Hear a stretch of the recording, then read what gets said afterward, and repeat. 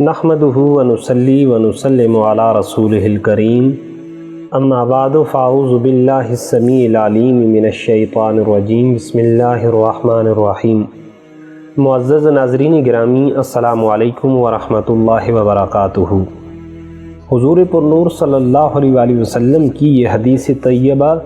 ترمذی کے اندر موجود ہے کہ سرکار دو عالم صلی اللہ علیہ وآلہ وسلم نے ارشاد فرمایا کہ جو شخص وقوع قیامت کو اس دنیا میں اپنی آنکھوں سے دیکھنا چاہتا ہے تو اس شخص کو چاہیے کہ 3 سورتوں کا مطالعہ کر لے۔ سورہ تکویر، نمبر 2 سورہ انفطار اور نمبر 3 سورہ انشقاق، کہ وہ جو مناظر آج سے پتہ نہیں ہزاروں سال لاکھوں سال بعد یا کسی بھی وقت جب اللہ رب العزت قیامت کو بپا کریں گے، رونما پذیر ہوں گے، تو اللہ نے ان سارے مناظر کو ان 3 صورتوں میں بڑی شرح کے ساتھ اور بڑی تفصیل کے ساتھ بیان فرما دیا ہے۔ اللہ اکبر۔ سورہ تکویر ہے، اللہ رب العزت ارشاد فرماتے ہیں اذا الشمس کورت، فرمایا یاد رکھو کہ جب سورج کو لپیٹ دیا جائے گا۔ تمام ذی عقل اور ذی شعور لوگ اس بات کو بڑی اہمیت کے ساتھ جانتے ہیں کہ نظام شمسی میں سورج کی ایک بہت بڑی اہمیت ہے کہ جب یہ صبح کے وقت طلوع ہوتا ہے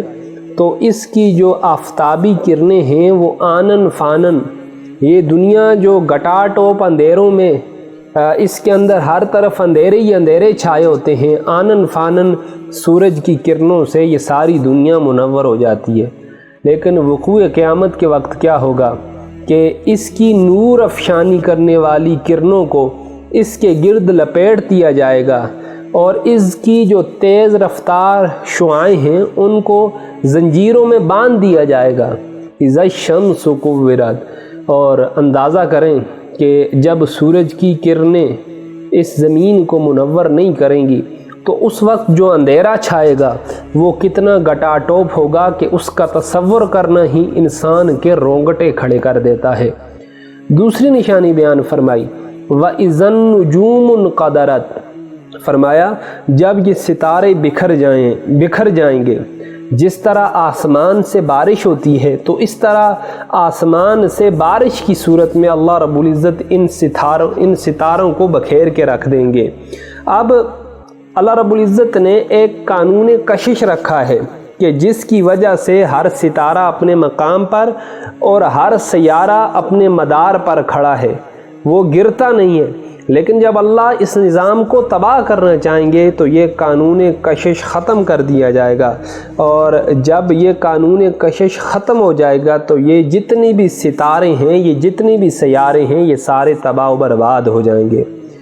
تیسری نشانی بیان فرمائی وَإِذَا الْجِبَالُ سُيِّرَتْ، اور فرمایا جب پہاڑوں کو اکھیڑ دیا جائے گا۔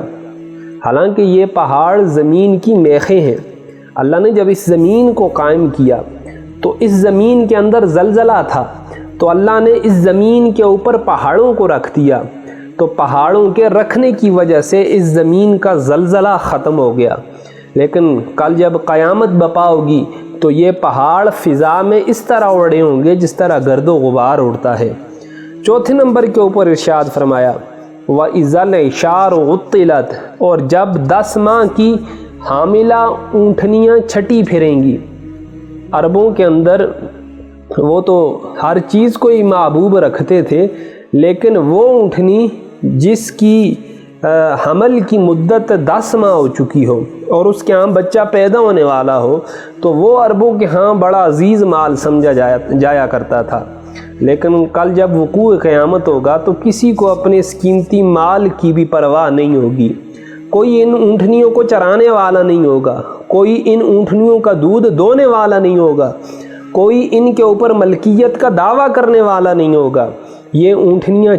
چھٹی پھریں گی اور کوئی بندہ بھی ان اونٹنیوں کے قریب جانا بھی پسند نہیں کرے گا۔ فرمایا وَإِذَا الْوُحُوشُ حُشِرَتْ، اور جب وحشی جانور ان کو یکجا کر دیا جائے گا، اللہ رب العزت ان سارے جانوروں کو اکٹھا کر دیں گے۔ ان میں سانپ بھی ہوں گے جو کاٹنے والے ہیں، اور ان کے اندر وہ شیر بھی ہوں گے جو چیر پھاڑ کرنے والے ہیں، ان کے اندر گدھے بھی ہوں گے جو دولتیاں مارنے والے ہیں، لیکن یہ جانور ایک دوسرے کو کچھ نہیں کہیں گے۔ ان کا سب سے پہلے حشر ہوگا کہ حدیث طیبہ کے یہ الفاظ ہیں کہ یہاں تک کہ اگر ایک بغیر سینگ والی بکری کو سینگ والی بکری نے ٹکر ماری تو اس بغیر سینگ والی بکری کو بھی بدلہ دلوایا جائے گا، اور اس کے بعد ان سارے جانوروں کو فنا کر دیا جائے گا۔ آگے اللہ رب العزت نے 6 آیت کے اندر ارشاد فرمایا وَإِذَا الْبِحَارُ سُجِّرَتْ، اور جب سمندر بڑکا دیے جائیں گے۔ اللہ اکبر! یہ جو آج ہمیں پانی ٹھاٹھے مارتا ہوا نظر آ رہا ہے، جب وقوع قیامت ہوگی تو یہ پانی ٹھاٹھے مارنے کے بجائے اس پانی سے آگ کے شعلے بڑک رہے ہوں گے، اور اس طرح اللہ رب العزت اس سمندر کو بھی ختم کر دیں گے۔ آگے ارشاد فرمایا وَإِذَا النُّفُوسُ زُوِّجَتْ، اور جب جانیں جسموں سے جوڑ دی جائیں گی۔ آپ کو پتہ ہے کہ جب کوئی شخص فوت ہو جاتا ہے تو اس کا جو ڈیڈ باڈی ہے یا جو جسم ہے اس کو قبر کے اندر رکھ دیا جاتا ہے، اور اگر وہ نیک بندہ ہے تو اس کی روح اڑ کے آسمانوں پہ چلی جاتی ہے، اور اللہ کے عرش کے نیچے وہ سبز رنگ کے پرندوں کی صورت میں، قندیلوں کی صورت میں اس کو لٹکا دیا جاتا ہے۔ تو کل جب وقوع قیامت ہوگا تو ان جسموں کو اور ان روحوں کو، خواہ وہ نیک لوگوں کی روحیں ہیں خواہ وہ بدکار لوگوں کی روحیں ہیں، ان کو آپس میں ملا دیا جائے گا۔ فرمایا وَإِذَا الْمَوْءُودَةُ سُئِلَتْ بِأَيِّ ذَنبٍ قُتِلَتْ، اور جب زندہ درگور کی گئی بچی سے پوچھا جائے گا کہ بچی یہ تو بتا کہ دنیا میں تجھے کس گناہ کے باعث تیرے والدین نے یا تیرے جو سرپرست تھے انہوں نے زندہ درگور کیا تھا۔ اللہ اکبر! اللہ رب العزت اس قاتل کے اوپر اتنے غضبناک ہوں گے، اتنے ناراض ہوں گے کہ اس کو مخاطب کرنا بھی گوارا نہیں کریں گے۔ عرب کے اندر ایک نہایتی سنگ دل اور قبیح قسم کی رسم تھی۔ وہ رسم یہ تھی کہ جب ان کے ہاں کوئی بیٹی پیدا ہوتی تو وہ اس بیٹی کو زندہ درگور کر دیتے، اور سب سے پہلے یہ جو رسم تھی وہ قبیلہ ربیہ کے اندر جاری ہوئی کہ ایک دفعہ قبیلہ ربیہ کے اوپر ان کے کسی دشمن نے شب خون مارا، تو ان کا جو سردار تھا اس کی لڑکی کو وہ اٹھا کے لے گئے۔ کچھ عرصے کے بعد ان کی صلح ہو گئی تو ان دوسرے قبیلے والوں نے ان سے کہا کہ اگر آپ اپنی سردار کی لڑکی کو لے جانا چاہتے ہیں تو لے جائیں، ہماری طرف سے اجازت ہے۔ تو جب اس لڑکی سے پوچھا گیا تو اس نے کہا میں اسی قبیلے میں رہنا پسند کروں گی، اپنا جو میرا مادری قبیلہ ہے قبیلہ ربیہ اس کے اندر میں جانا پسند نہیں کروں گی۔ تو اس کے بعد اس سردار کو بڑی غیرت آئی اور اس نے یہ رسم جاری کر دی اپنے قبیلے کے اندر کہ جو بھی لڑکی پیدا ہوتی اس کو زندہ دفن کر دیا جاتا۔ اور اس کی اور بھی بہت ساری وجوہات ہیں۔ ایک وجہ یہ بھی بیان کی جاتی ہے کہ عرب والوں کی جو معاشی حالت تھی وہ نہایت ہی خستہ حال تھی، اور لڑکے تو جنگوں اور لڑائیوں میں ان کا ہاتھ بٹایا کرتے تھے، جبکہ جو لڑکیاں تھیں وہ کسی کام کی بھی نہیں تھیں، الٹا ان کی حفاظت کرنی پڑتی تھی، ان کو حملہ کرنے والوں کے حملوں سے وہ لوگ بچایا کرتے تھے۔ تو اس لیے انہوں نے اس کا یہ آسان فارمولہ یا حل ڈھونڈا کہ وہ لڑکیوں کو زندہ دفن کر دیتے۔ اور دوسری وہ بات یہ تھی کہ وہ کسی بھی شخص کو اپنا داماد بنانا اپنی توہین سمجھتے تھے، اور اس کا آسان طریقہ یہی تھا کہ جب بچی ہوتی تو اس بچی کو زندہ دفن کر دیا جاتا۔ لیکن اس وقت بھی چند لوگ ایسے اس معاشرے کے اندر موجود تھے کہ جو ان بچیوں کے لیے محبت کے جذبات رکھتے تھے اور ان بچیوں کو زندہ دفن ہونے سے بچایا کرتے تھے۔ حضرت عمر فاروق رضی اللہ تعالیٰ عنہ کے چچا زاد بھائی زید بن عمر بن نفیل کو جب یہ اطلاع ملتی کہ فلاں شخص کے ہاں کوئی بچی پیدا ہوئی تو یہ دوڑے دوڑے جاتے اور اس بچی کی پرورش کے بھی، اس کے شادی کے اخراجات بھی اٹھاتے۔ اس طرح اس معصومہ کو یہ زندہ دفن ہونے سے بچا لیا کرتے تھے۔ اور عرب کا ایک مشہور شاعر گزرا ہے فرزدق، جس کا نام ہے، اس کے دادا گزرے ہیں ساسا بن ناجیہ المجاشعی، ان کا بھی یہ معمول ہے۔ ایک دفعہ سرکار دو عالم صلی اللہ علیہ وآلہ وسلم کی بارگاہ میں حاضر ہوئے، عرض کرنے لگے اے اللہ کے نبی، کیا زمانہ جاہلیت کے اندر میں نے جو نیک کام کیے ہیں کیا مجھے ان کا بھی اجر ملے گا؟ تو اللہ کے نبی صلی اللہ علیہ وآلہ وسلم نے پوچھا کہ آپ نے کیا نئے کام کیے؟ تو انہوں نے کہا کہ میں نے 360 بچیوں کو زندہ درگور ہونے سے بچایا ہے۔ فقال النبی صلی اللہ علیہ وسلم اجرہ اذ من اللہ علیک بالاسلام۔ تو نبی رحمت صلی اللہ علیہ وآلہ وسلم نے ارشاد فرمایا، اے ساسا بن ناجیہ المجاشعی، اللہ رب العزت نے تجھے اس کا اجر عطا فرما دیا ہے